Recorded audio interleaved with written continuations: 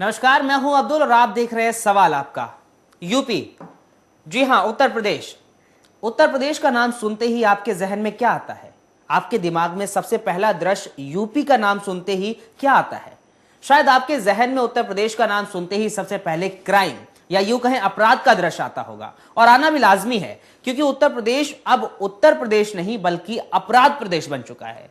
लगातार बहु बेटियां दुष्कर्म का शिकार हो रही हैं, लोगों का जीना दुभर हो गया है, लूट डकैती बलात्कार की वारदातें दिन ब दिन बढ़ती जा रही हैं, तो वहीं सूबे की सरकार की कानों में जू तक नहीं रेंगती। इन वारदातों के बीच यूपी के फैजाबाद से एक ऐसी वारदात सामने आई जिसने यूपी को एक बार फिर शर्मसार कर दिया। फैजाबाद में एक 12वीं कक्षा की बच्ची के साथ गैंगरेप किया जाता है और फिर उसको सड़क पर यूं ही तड़पता हुआ फेंक दिया जाता है। हालांकि कुछ लोगों ने उसको अस्पताल में भर्ती कराया, लेकिन एक और निर्भया दरिंदों का शिकार बनकर दुनिया से रुखसत हो गई। लेकिन ये बच्ची अपने साथ कई सवाल छोड़कर चली गई है। सवाल ये कि आखिर यूपी में बढ़ते क्राइम ग्राफ का जिम्मेदार कौन है? आखिर उत्तर प्रदेश में बढ़ते दिन ब दिन बलात्कारों जैसे मामलों का जिम्मेदार कौन है? आज सवाल आपका में मैं आपके सामने यही सवाल लेकर हाजिर हुआ हूं कि यूपी में आखिर बढ़ती बलात्कार की घटनाओं का जिम्मेदार कौन है। तो देर किस बात की, फोन उठाइए और दीजिए अपनी राय, क्योंकि सवाल बहुत अहम है और आपकी राय उससे भी ज्यादा इंपॉर्टेंट। हमारे स्टूडियो में आपके सवालों के जवाब के लिए हमारे साथ समाज सेविका सविता जी जुड़ी हुई हैं। सविता जी, बहुत बहुत स्वागत है आपका सवाल आपका में। सविता जी, सबसे पहले आपसे ही आपकी राय लेना चाहूंगा, आपसे सवाल करना चाहूंगा कि आखिर उत्तर प्रदेश में दिन ब दिन ये बढ़ती बलात्कार की घटनाओं का जिम्मेदार हम किसको माने? देखिए, ये घटनाएं लगातार बढ़ रही हैं। यूपी के अंदर काफी ज्यादा घटनाएं पिछले दिनों में सामने आई हैं और ये जो फैजाबाद की घटना आई है ये बहुत ज्यादा भयानक और क्रूर घटना है जिसने सबको हिला के रख दिया है। और ये एक तरह से पुनरावृत्ति है जो दिल्ली के अंदर निर्भया का कांड हुआ था। और इन घटनाओं के लिए लगातार हम इस पे बातचीत करते रहते हैं कि कौन जिम्मेवार है। जी बिल्कुल। मैं मेरे ख्याल से कई प्रोग्राम्स में इस चीज के ऊपर बातचीत यहाँ आपके स्टूडियो में कई बार कर चुकी हूँ कि इस तरह की जो घटनाएं हैं उसके लिए मतलब जो समाज के अंदर इस तरह का जो अपराधीकरण जो लगातार बढ़ रहा है और महिलाओं पे अपराध जो है वो निरंतर उनमें बढ़ोतरी है। और खास तौर पे यूपी के अंदर जो वहाँ का राजनीतिक जो माहौल बना हुआ है वो भी एक तरह से जिम्मेवार है इस तरह की घटनाओं की बढ़ोतरी में। और जी सविता जी, क्या माना जाए, क्योंकि जिस तरीके से हम बात करें जो क्राइम बढ़ रहा है, बलात्कार की घटनाएं बढ़ रही हैं, उसके बाद जो कहा जाए आरोपी होते हैं उनको उन पर कोई सजा ज्यादा नहीं होती है, उनको छूट ज्यादा दे दी जाती है। शायद ये भी वजह मानी जाए कि ये ऐसी घटनाएं ज्यादा बढ़ रही हैं। बिल्कुल, ये पिछले दिनों जो यूपी के अंदर मुजफ्फरनगर के अंदर भी दंगे हुए हैं, सहारनपुर के अंदर भी जो घटनाएं आई हैं और इसके साथ साथ जो अलग अलग जगहों पे जो बलात्कार की घटनाएं आई हैं पिछले दिनों हमारे सामने, ये घटनाएं ये साबित कर रही हैं कि यूपी के अंदर पूरी उथल पुथल मची हुई है और पूरा जो वहाँ का सामाजिक माहौल बना हुआ है वो लगातार महिलाओं के ऊपर अपराधों में इजाफा कर रहा है वो माहौल। और जो वहाँ की सरकार है, जो वहाँ की पॉलिटिकल पार्टीज हैं और वहाँ के जो संवेदनशील बुद्धिजीवी लोग हैं वो भी उन चीजों के ऊपर गंभीर प्रयास जो उनकी तरफ से होना चाहिए उनको रोकने के लिए, वो प्रयास उनकी तरफ से नहीं हो रहे हैं या फिर हम कहें कि वो नाकाफी हैं। इसके साथ साथ जो अपराधियों को राजनीतिक जो संरक्षण मिलता है जिसमें अपराधी ना तो पकड़े जाते हैं और पकड़े जाते हैं तो वो फिर छूट जाते हैं, सजाएं नहीं होती हैं, तो ये भी जो चीजें हैं वो बहुत ज्यादा जिम्मेवार हैं इस तरह की घटनाओं के लिए। एक तरीके से हम बात करें ये बढ़ती बलात्कार की घटनाओं की, उत्तर प्रदेश में ज्यादा ये मामले सामने आ रहे हैं। हालांकि पूरे देश में ही आ रहे हैं, लेकिन उत्तर प्रदेश का जो क्राइम ग्राफ है, बलात्कार की घटनाएं जो है वो वहां से ज्यादा आती हैं। और ऊपर से जो सूबे की सरकार है वो कोई भी सुध लेने के लिए तैयार नहीं है, उसकी कान में जू तक नहीं रेंगती है इन वारदातों को देखते हुए। क्या कहेंगे आप? देखिए, पिछले दिनों मुलायम सिंह जी का तो एक बयान भी आया था, जिस पे आपके चैनल पे चर्चा भी हुई जी थी, जी कि इस तरह के जो अपराधों के अंदर लड़के शामिल हैं वो गलतियां हो जाती हैं जी जी लड़कों से, बिल्कुल। इस तरह का एक यही बयान भी आया था। बिल्कुल। तो जब जो सत्ताधारी पार्टी है उसके मुख्य नेता का इस तरह का जब बयान आता है तो उससे जो अपराधी हैं उनके हौसले बुलंद होते हैं। जी जी और सविता जी, एक हमारे साथ कॉलर जुड़ चुके हैं, अनिल अंकुश जुड़ चुके हैं, हमारे कॉलर हैं। अनिल, अपनी राय दीजिए। जी नमस्कार। जी नमस्कार। सर, बात ये है कि ये समाज की विकृत मानसिकता का विकृत स्वरूप है। जी नंबर एक तो सत्ता ऐसे जो डायनेस्टी के अंदर सत्ता मिलती है जहाँ पर प्रजातंत्र खत्म हो जाता है, लोग जो है ना व्यक्तिवाद की वंशवाद की पूजा करते हैं, वहाँ यही असर होता है जो होना चाहिए। दूसरी बात, उन लोगों की मानसिकता देखिए कितनी बुरी है। जी वो लोग कहते हैं कि भी अगर किसी ने रेप कर दिया तो जी। कोई ऐसी बात ही नहीं, छोटी मोटी बात होती है, बच्चे को बख्श देना चाहिए। जी, तो वहाँ पर क्या होगा ऐसे अपराधियों तो को? अनिल, हम इन सब वारदातों का जिम्मेदार किसको ठहराएं? कौन है इन सब का जिम्मेदार? हाँ सर, यथा राजा तथा प्रजा, जी। जैसा राजा होगा वैसी प्रजा होगी। तो कहीं ना क्योंकि कहीं प्रजा सूबे की सरकार आपके अकॉर्डिंगली इसमें जिम्मेदार है।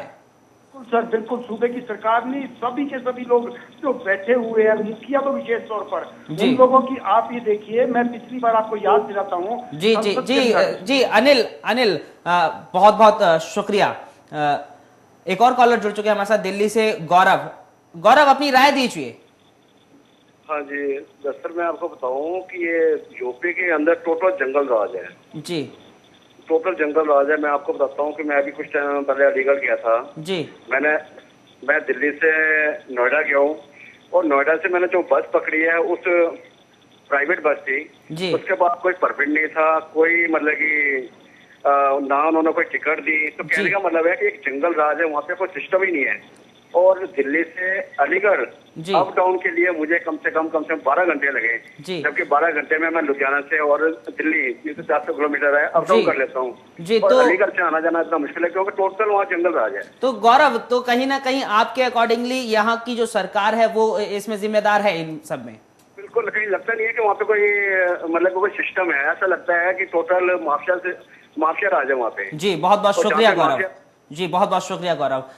सविता जी, जिस तरीके से हमारे पास दो कॉलर है, दोनों ने ही यही कहा है कि कहीं ना कहीं जो सूबे की सरकार है और वही जिम्मेदार है। हम अनिल अंकुश की बात करें या फिर जो दूसरे कॉलर थे गौरव, उनकी बात करें, दोनों ने एक ही बात कही, एक तरीके से कहा जाए तो। हाँ, ये बिल्कुल सही उन्होंने कहा है, क्योंकि सरकार की एक जिम्मेवारी होती है कि महिलाओं की जो सुरक्षा है या जनता की जो सुरक्षा का मसला है वो सरकार की जिम्मेवारी है। और लगातार जब इस तरह की घटनाएं सामने आ रही हैं और सरकार उसके ऊपर कोई ठोस कार्रवाई नहीं कर रही है तो निश्चित तौर पे सरकार उसके लिए जिम्मेवार है। जी, जिस तरीके से हम सविता जी दूसरे कॉलर की बात करें, उन्होंने साफ तौर पे कहा कि वो अलीगढ़ की एक प्राइवेट बस में चढ़े जहां पर ना उसका कोई लाइसेंस की अगर बात करें तो वो पर्सनली हो या ना हो, लेकिन उन्होंने ये कहा है कि वहां पर ना उनको टिकट दिया गया, ना कोई रजिस्ट्रेशन का उनका पता है बसेस का। तो ऐसी बसेस में ही कई ऐसी वारदातें सामने आई हैं। तो अगर वारदातें ऐसी बसेस में होंगी तो जो ड्राइवर है वो भी फरार हो जाएगा, उसका भी कोई अता पता नहीं होगा। तो कहीं ना कहीं ये सिस्टम जो है बहुत ज्यादा जिम्मेवार है इन सब में। हाँ बिल्कुल, ये सही बात आपने उठाई है और जो दर्शक थे उन्होंने भी सही बात उठाई है। इस तरह की जो घटनाएं होती हैं उसके लिए जो सरकारी तंत्र है उसके साथ साथ जो सामाजिक जो ढांचा है और जो प्रशासनिक ढांचा है वो सारा इस तरह की घटनाओं के लिए वो सब भी जिम्मेवार होते हैं। बहुत सारी घटनाओं के अंदर हम देखते हैं कि बसों के अंदर, ट्रेन के अंदर इस तरह की रेप की, छेड़खानी की घटनाएं सामने आती हैं। बिल्कुल, हम निर्भया कांड की ही याद दिला दे अगर याद करें तो वो भी बस के अंदर कांड हुआ था और वो भी एक प्राइवेट बस थी। तो कहीं ना कहीं ये सिस्टम एक लागू करना चाहिए प्राइवेट बसेस के लिए भी। हाँ बिल्कुल, ये सही बात है। और निर्भया कांड के बाद भी अगर हम देखेंगे तो जो सिस्टम लागू करना चाहिए था वो सिस्टम लागू नहीं किया गया। यहाँ तक कि दिल्ली के अंदर भी वो चीजें लागू नहीं की गई। बिल्कुल सविता जी, आपको रोकना चाहूंगा, एक हमारे साथ कॉलर जुड़ चुके हैं, जय भगवान रोहतक से हैं। जय, अपनी राय दीजिए। मैं एक बात मैं कहना चाहता हूँ कि ये जिस तरीके से पेश किया जा रहा है ये केवल यूपी का मामला नहीं है। अब निर्भया केस के बाद भी कितने ऐसे केस हैं वो चाहे जी चाहे वो जो है मध्य प्रदेश का मामला हो, जी। इवन बंगाल का मामला हो, जहां पर जो है मुख्यमंत्री जी। भी एक महिला है, कितना जो है कितने बड़े पैमाने पर ऐसी दरिंदगियां सामने आ रही है। बिल्कुल, दरिंदगियां पूरे देश में सामने आ रही हैं जय भगवान। हाँ, लेकिन ये एक विशेष मतलब कई बार ये लगता है कि भाई यूपी सरकार क्योंकि वहाँ चुनाव होने जा रहे हैं, एक वातावरण नहीं बनाया जा रहा, बल्कि इसके पीछे जो रीजन है, तो कारण है, वो मैं जय मैं आपसे एक सीधा सा एक सवाल करना चाहूंगा। आप ये बताएं, आप इन सब में किसको जिम्मेदार ठहरा रहे हैं, किसको निश्चित जिम्मेदार? तौर पे जो हमारी कुल मिला के जो सामाजिक स्थिति है, यहाँ पर जी। जो महिला को दो एवं दर्जे का जो उसके साथ व्यवहार किया जाता है और उनको आत्मनिर्भर नहीं बनाया जाता, लड़कियों को, बेटियों को, ये मुख्यतः इसके लिए जिम्मेदार तो यही कारक है इसके। जी जय, बहुत बहुत शुक्रिया।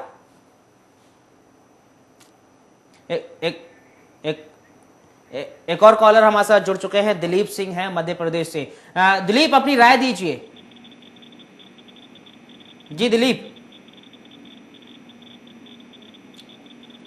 लगता है शायद दिलीप से संपर्क नहीं हो पा रहा। सविता जी, जिस तरीके से हम जय भगवान की बात करें, उन्होंने भी सिस्टम को दोषी कराया, क्या कहेंगे आप?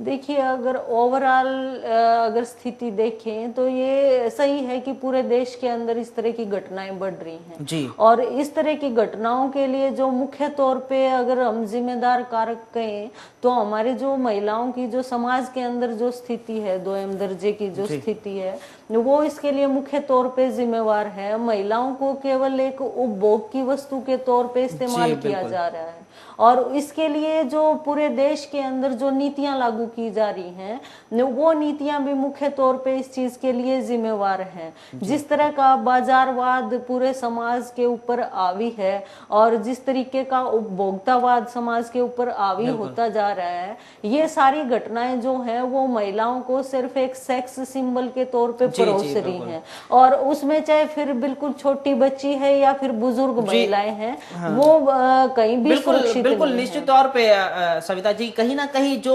हमारे देश की जो सोच है, लोगों की जो सोच है, वो दोयम दर्जे की सोच है, नीची सोच के कारण भी ऐसी वारदातें सामने आती हैं। बहरहाल हम रुकते एक छोटे से ब्रेक के लिए, इस पर चर्चा भी लगातार जारी है। आप कॉल भी करते रहिए, अपनी राय देती रहिए।